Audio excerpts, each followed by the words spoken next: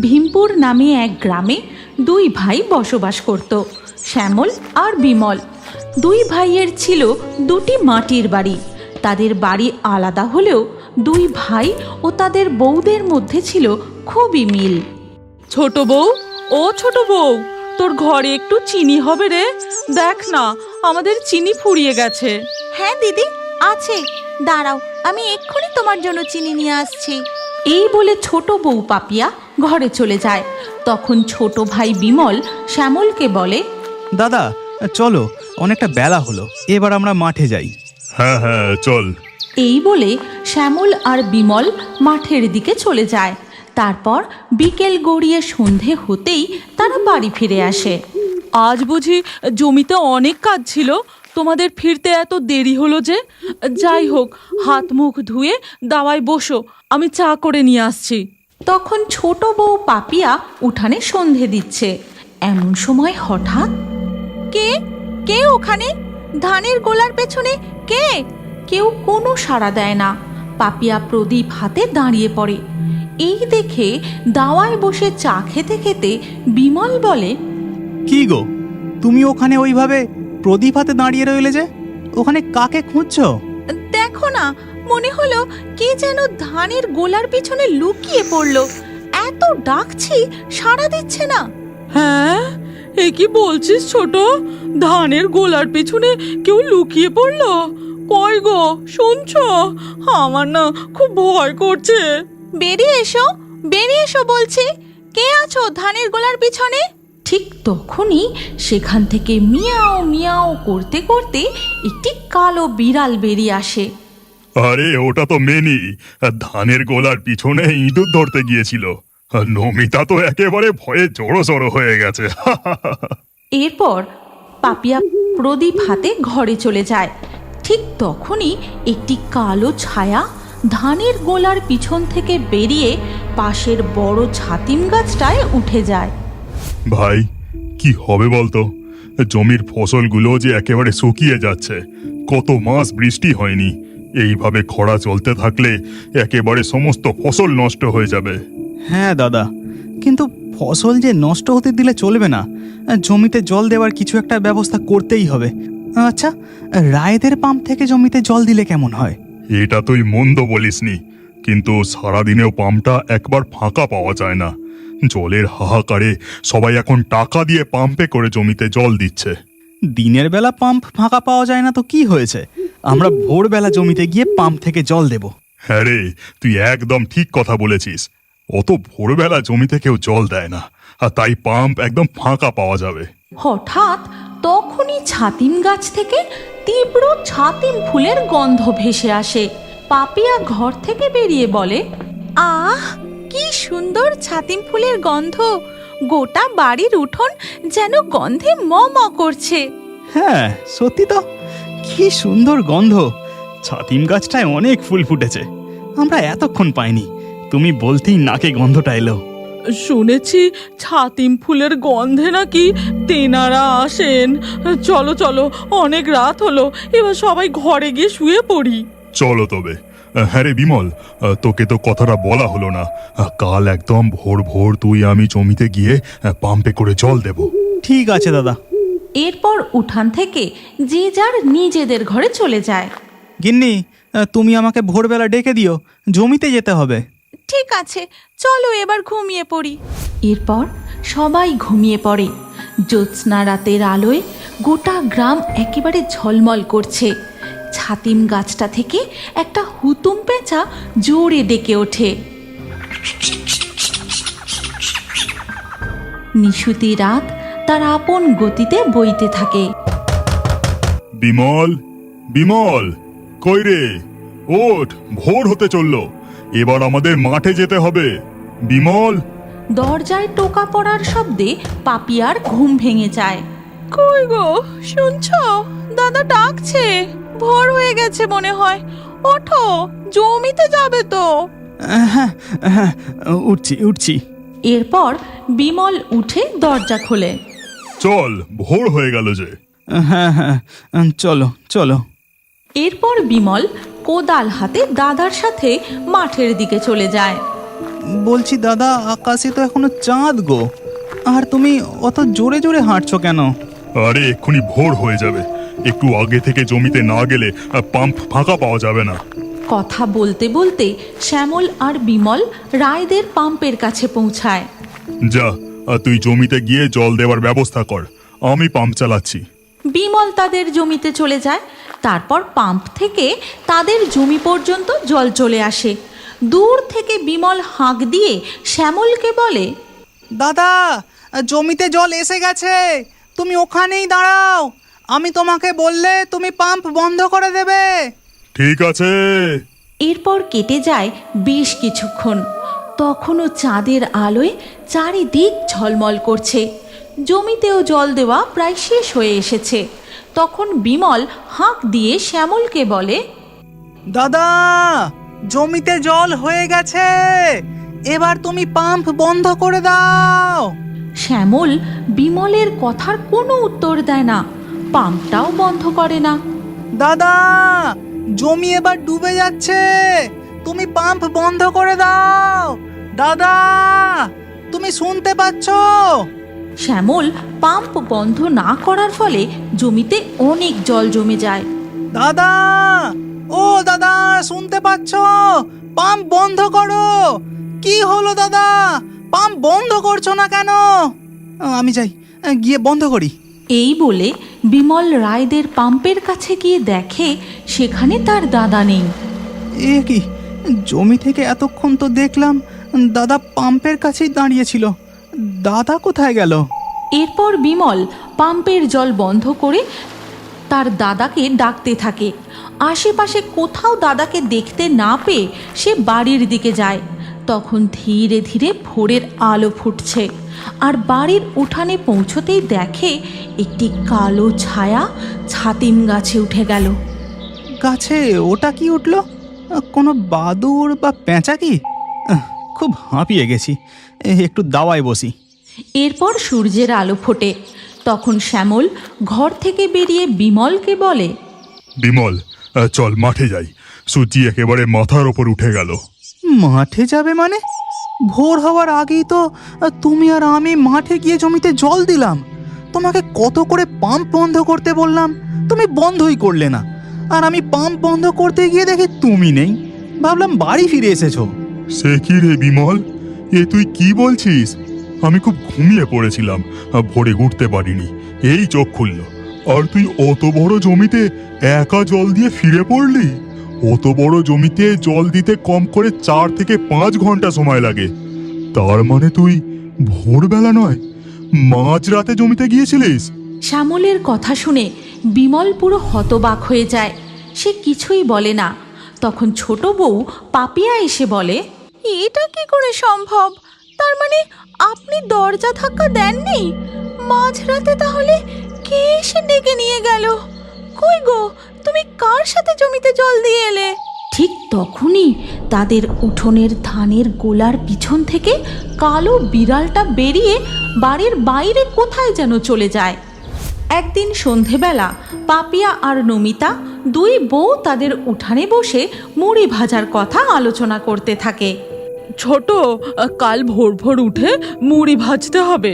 উঠোনের ওই বড় উনুনটায় তুই আর আমি মিলে মুড়ি ভাজবো, তাহলে তাড়াতাড়ি হয়ে যাবে। ঠিক আছে দিদি, কাল ভোরে উঠে আমি তোমাকে ডাকবো। পাপিয়া আর নমিতার কথাগুলো তাদের উঠানের সেই ছাতিম গাছের ডালে পা ঝুলিয়ে বসে শুনতে থাকে এক ভয়ঙ্কর ডাইনি। আর সে একটি চাপা অট্টহাসি হেসে ওঠে।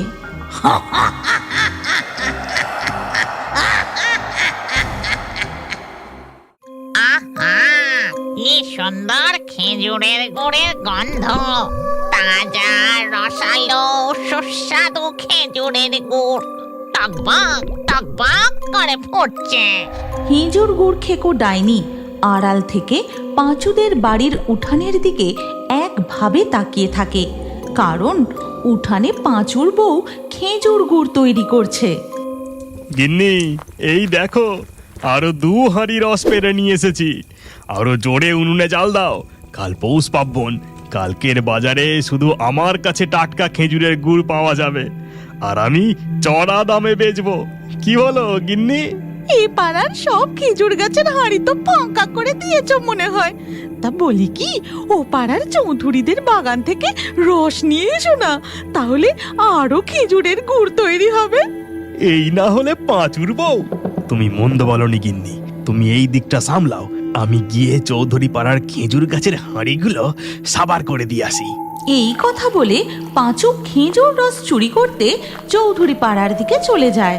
খেজুরের গুড়টা প্রায় তৈরি হয়ে এসেছে, আমি যাই ঘর থেকে একটা বড় হাঁড়ি নিয়ে আসি, এই গুড়টা তুলে রাখতে হবে। ওই তো ওই বউটা ঘরে যাচ্ছে, এইটাই সুযোগ। পাঁচুর বউ কামিনী ঘরে যেতেই ডাইনি সুযোগ বুঝে গরম খেজুরের গুড় তুলে চেটে পুটে খেতে শুরু করে। আহাহাহাহা, কি সুন্দর গরম গরম খেজুরের গুড়, কি মিষ্টি, কি সুস্বাদু। ডাইনি মনের আনন্দে পাঁচুদের উঠানে বসে গরম খেজুরের গুড় খেতেই থাকে। ওদিকে ঘর থেকে পাঁচুর বউয়ের বেরিয়ে আসার শব্দ পেতেই মনে হয় বউটা এই দিকেই আসছে, আমায় দেখে ফেললে যে আবার ভিমরি খাবে।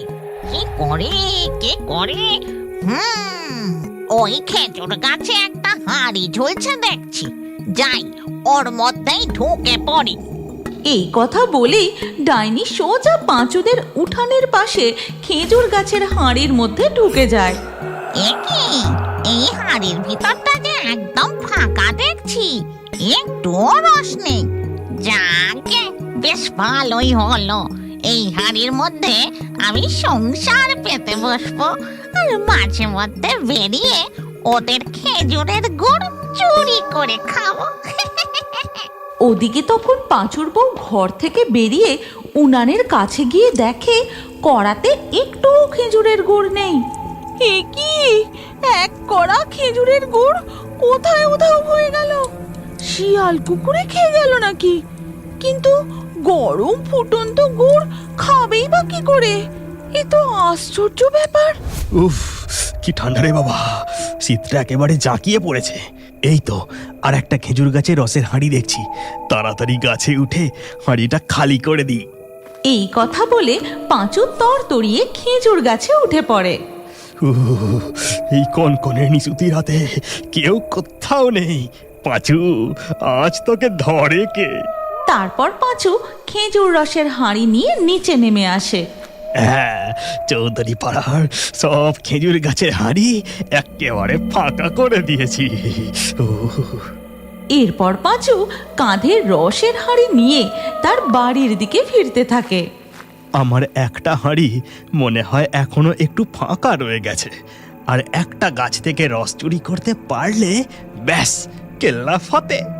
দুটো হাঁড়ি একেবারে ভর্তি হয়ে যাবে। ওই তো ওই গাছটাতেও একটা হাঁড়ি আছে দেখছি। এই কথা বলে পাঁচু তার কাঁধ থেকে রসের হাঁড়ি নামিয়ে রেখে আবার খেজুর গাছে উঠতে থাকে। ঠিক তখনই পাঁচু কি যেন শুনতে পেয়ে হঠাৎ থমকে যায়।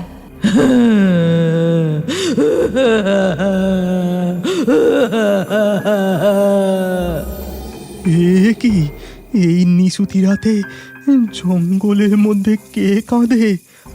আওয়াজটা যেন খুব কাছ থেকেই আসছে।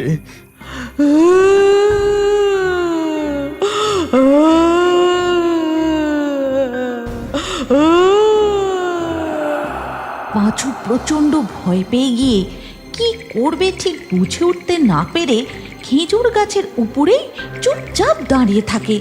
তারপর আবার কিছুক্ষণের মধ্যেই সব শান্ত।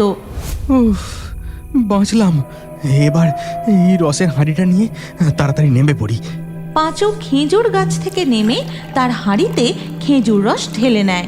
তারপর পাঁচু তার হাঁড়ি দুটো নিয়ে কিছুটা এগোতেই আবার সে শুনতে পায় কে যেন আপন মনে ফিস ফিস করে কথা বলছে।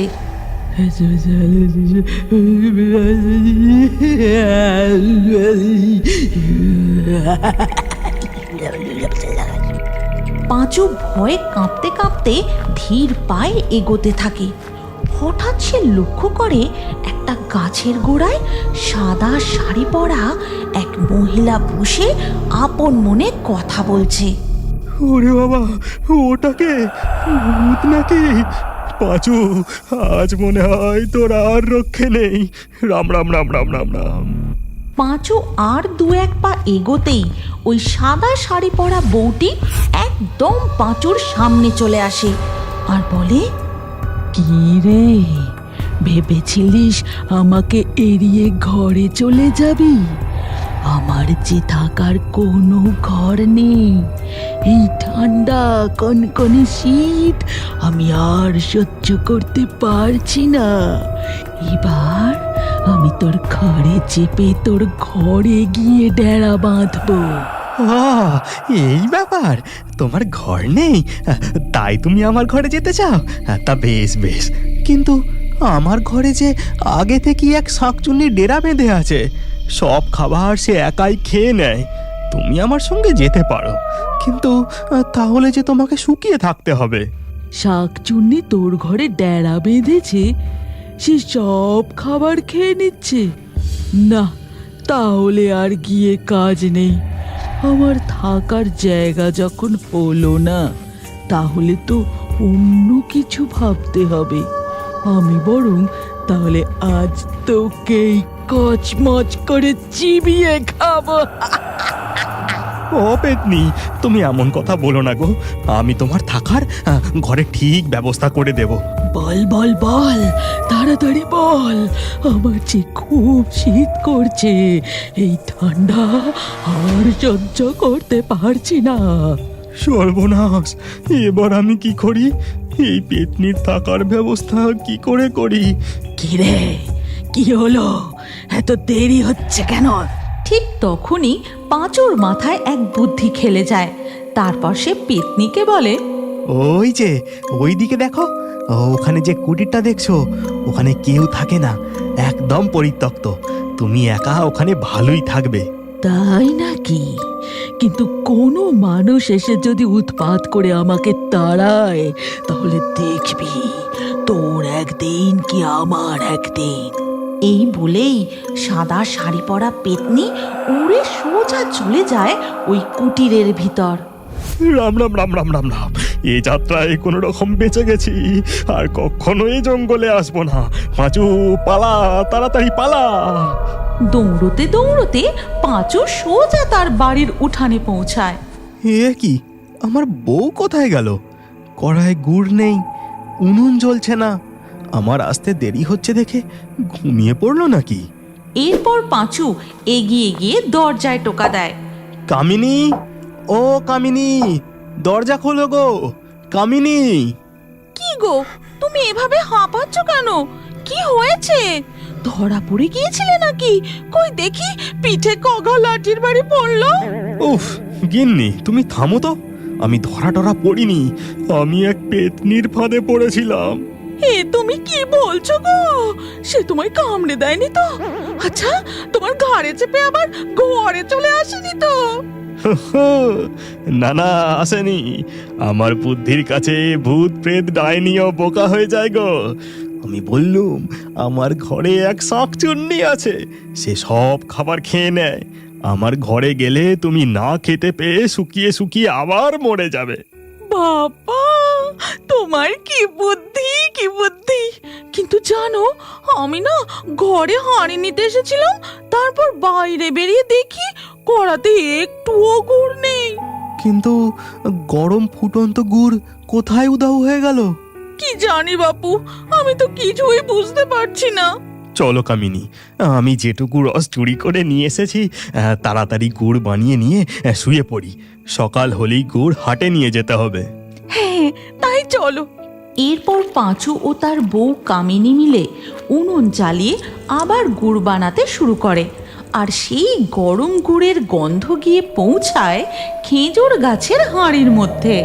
আহা, আহা, আবার গুড় তৈরি হচ্ছে, কি মজা! এরপর গুড় তৈরি হয়ে গেলে গুড়ের হাঁড়িটা পাঁচু ও তার বউ রান্নাঘরে নিয়ে গিয়ে রেখে দেয়। তারপর তারা তাদের ঘরে গিয়ে শুয়ে পড়তেই সব শান্ত, এবার মনে হয় ওরা ঘুমিয়ে পড়েছে। আমি যাই, তারপর এই কথা বলে ডাইনি খেজুর গাছের ঝুলন্ত হাঁড়ি থেকে বেরিয়ে সোজা পৌঁছায় পাঁচুদের রান্নাঘরে। তারপর সে মজা করে খেজুর গুড় খেতে থাকে। আর সব গুড় খাওয়া হয়ে গেলে খেজুরের গুড় খেয়ে মন একেবারে ভরে গেল।